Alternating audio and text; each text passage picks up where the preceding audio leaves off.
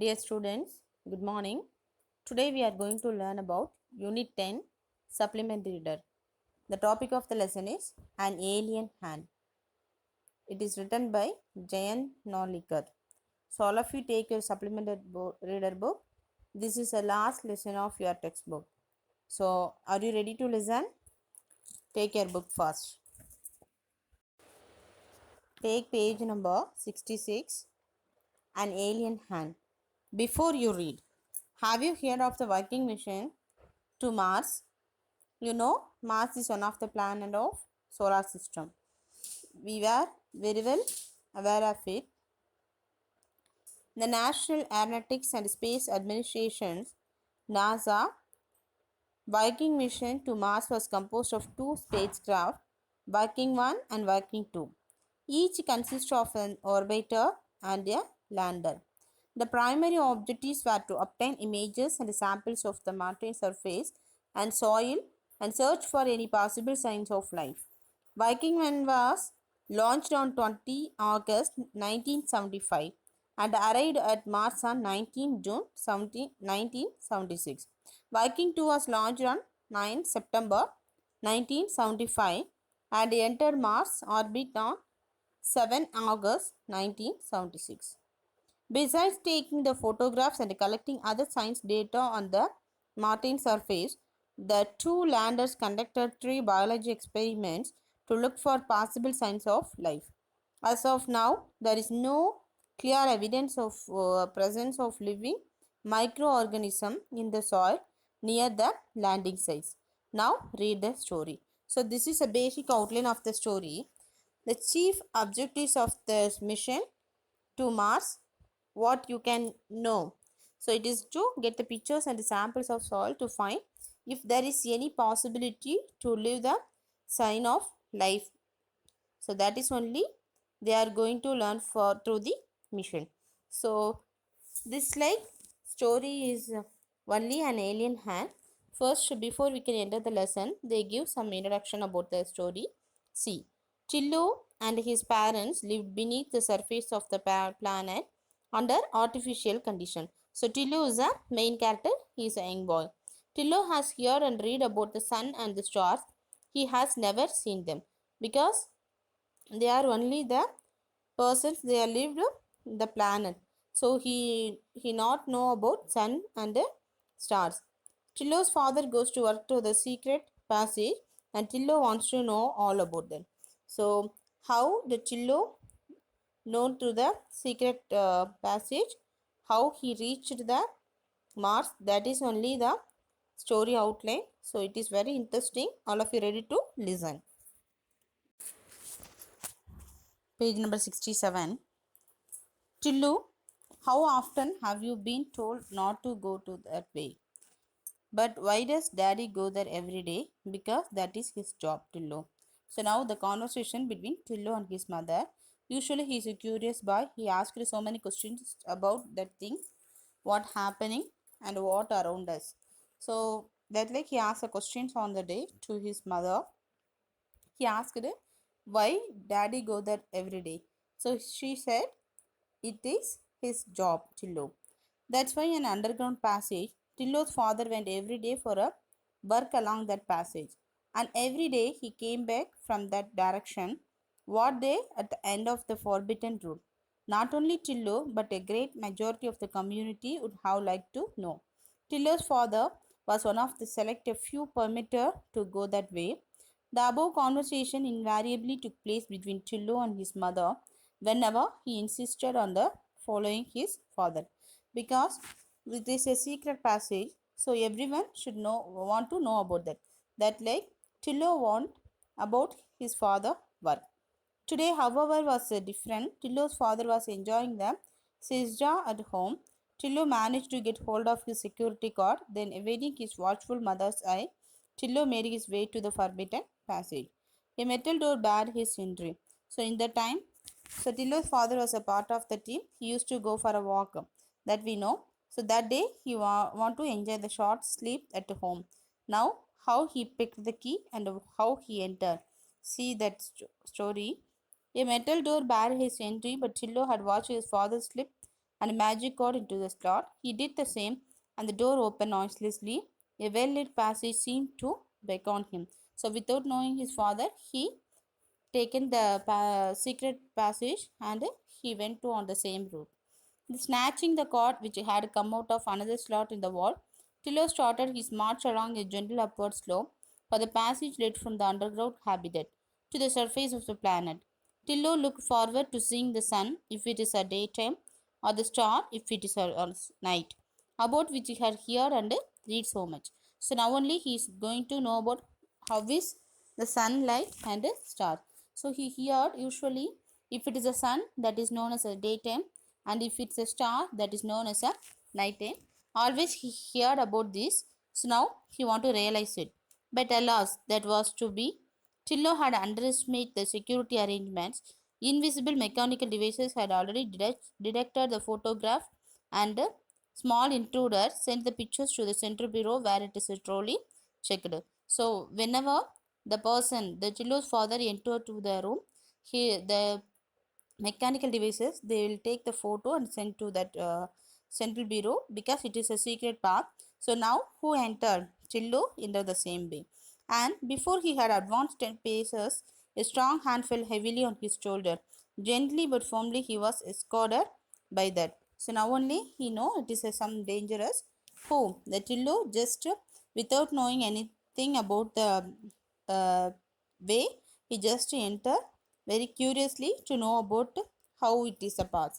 So what happened we can see in the next page. Page number 68. The security staff back home to an anxious and angry mother. While he was being scolded, he received help from an unexpected quarter. So now only the parents know about his Chillo's work. So let me explain to him, darling, said his father, who had just got up. If he is properly briefed, he will not do such a thing again. He started to explain.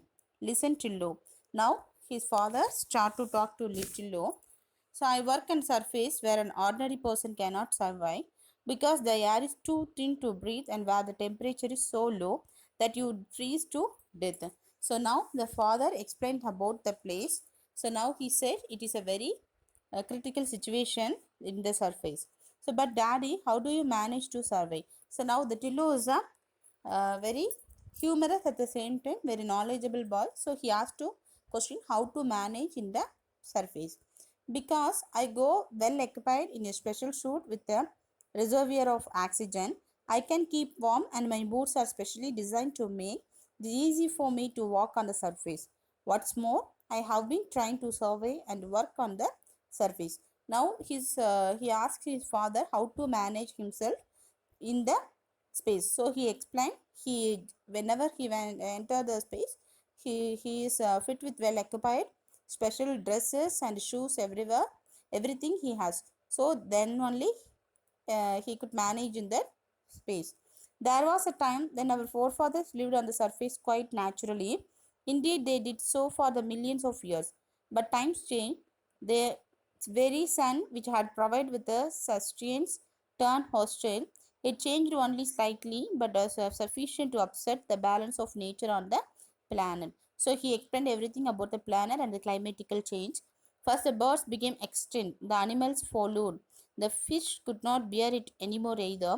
We managed to survive only because of our superior technology, but we are forced to live underground under artificial conditions. Thanks to solar energy, we can generate sufficient power to make our life comfortable. But the machines which make the possible must always to be the good working condition. Some of them are on the surface. I belong to the team whose responsibility is to keep watch on them and to service them. So now the father decided to explain everything to the boy. He said that he would stay alive on the surface because he carried, already we know, the oxygen to keep himself warm. His special boots enable him to walk easily. There was a time when their forefathers lived on the surface safely and naturally, but a small change of climate upset the balance of nature to the entire planet. So this way he tried to explain to the boy. All the birds, fish and animals lost their extincts. So only man only managed to stay alive under the ground in artificial conditions. They produced power from sunlight So father's job was to keep the machines on the surface in working conditions. So that's the way the father tried to explain everything about the planet to the Chillo. So how he could understood and what he will do, we can see in the next page. Page number 69. Daddy, can I join the team when I grow up? Of course, if you want to, said his father. But for that, you must be a good boy and do as your parents tell you. His mother had, as usual, the last word. So now he asked his father, can I join the team? So after his grow, can I join in the team? So now Tillo asked to his father. He said, of course, if you want to do, you can join. But so if you want to join, you should be a good boy. So that like advice given by his mother. So whatever the father's instruction, you just to follow. So this is the last word of his mother. Next day, when Tillo's father went to work, he found on the control room full of excitement. People were crowded round on the big TV screen if it showed a dot in an otherwise clear background. So, is it a star for is it changing its position? Our computer has given a trajectory for the thing. It is heading towards us. The supervisors of the last shift explained. A spacecraft, Tillo's father asked. By now, he was joined by his teammates on the new shift. Now we think, but it needs a watching. So now next day Tillo's father found a crowd. So all of them watching the TV. They are in the big TV screen. The computer showed something from the other planet heading towards them. So everyone talk about them. It was a spacecraft.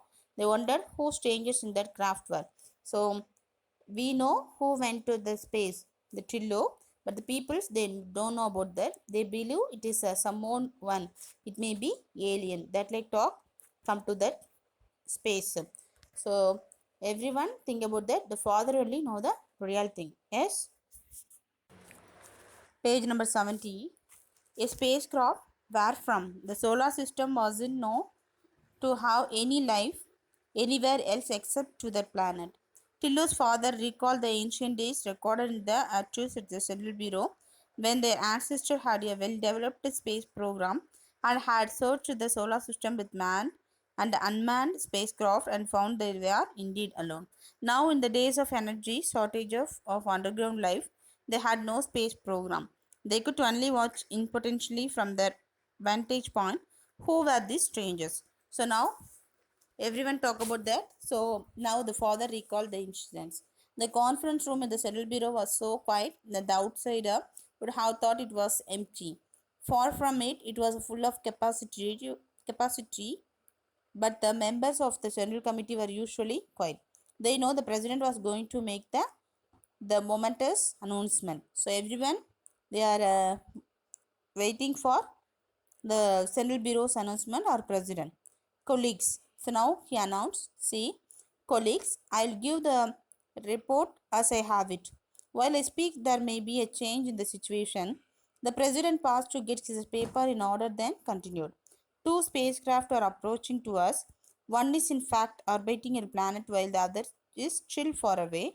We guess that they are coming from our neighborhood planet. How should we react? Number one, your views, please. Number one was in the charge of defense.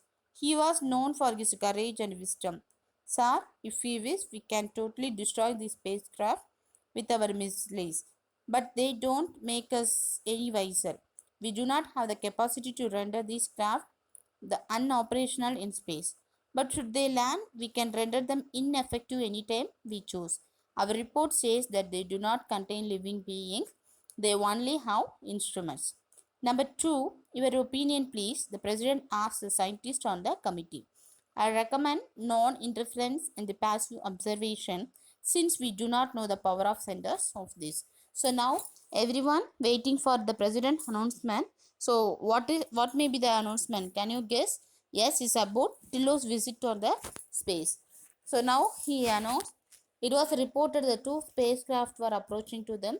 So they were decide how to deal with them. Number one said that they could easily destroy that and but they would unwise. He suggested to let them land. They were unmanned. They contained only instruments. So the people really don't know about what is happened on that space. Only Chillo's family will know about the facts. So what will be the end? It is a different concept given by the author. See, very interesting story. You could read more. Turn the next page. Page number 71. Spacecraft, and we were still in the dark about their intention. It is wise not to reveal our extensions.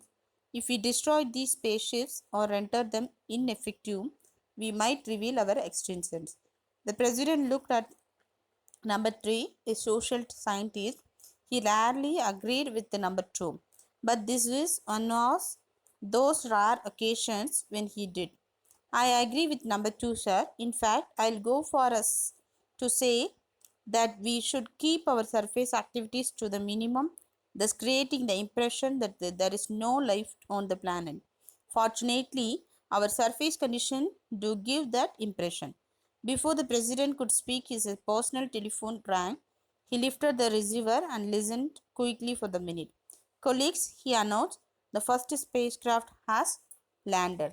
So now they are talk about the two spacecraft that agree for second one. So number 2 favor the policy of wait and wait. They must not reveal their presence. Number 3 supported the views. So just then the news came. It was announced by the president. He said the first spacecraft had landed. Next, Tillos accompanies his father to the control room. In his excitement, he expresses all the important red button on the panel, and the mechanical hand from the alien spacecraft stops working. The mechanical hand is activated again, but it finds no signs of life on that planet. It was a red letter day in Tillo's life, the day he was waiting for. So now, who was waiting? Tillo was waiting for the announcement, for his father had at last taken him. So what happened at the end, we can see in the next two pages. Tan, page number 72. Page number 72 from control room. From here, he could see the alien spacecraft on his TV screen. What a funny looking thing. Daddy, what does it contain? Tillo asked. So now only the fathers know they are talk about Tillo's hand. His father shook his head. Can't say for sure. We are only allowed to observe it far from. But we control all its parts and can exercise our power if it is up to any mischief. He pointed to an impressive panel with several colored buttons on it. Tillo looked at them wistfully. Look, it's up to the something, Daddy. Tillo suddenly noted some movement in the spacecraft. Others in the control room saw it too. All eyes were now glued to the screen. Because he is curious why he want to do something. He not aware of what is happening outside. So the mechanical hand was emerging from the spacecraft. It was approaching the surface of the planet. It bent and touched the soil. Was it is up to? People crowded towards the screen for the closer look. The telescopy lens of the TV camera zoomed to the tip of the mechanical hand. So now the Tillo just put his hand out to the space. So everybody watched through the TV screen. Tillo was starting control the planet and attractive buttons, an irresistible desire to hold on him to press the most prominent of all the buttons, the red one. He moved. There was still whistle. Tillo found himself the center of the attention. His father pulled him away roughly and restored the red button to the neutral position. But the damage was done. The mechanical hand from the spacecraft ceased to work. So now he was playfully just touched the red button. So he was very tension. His father. So now he taken away that it is into the neutral position. But it was ceased to work. At the press conference held by NASA, a scientist was briefing the world press. So what they said, say everything has been going on smoothly with the weighing machine. There is a small hitch, a mechanical hand, which was to dig out the Martin salt for examination, has developed the malfunction. We don't know the cause, but our technicians are confident they will sort it out. So now that is the announcement came from NASA. So everyone looked for the announcement. End of the lesson, page number 73. And shortly afterwards, there was another press release from NASA. The mechanical hand is working again.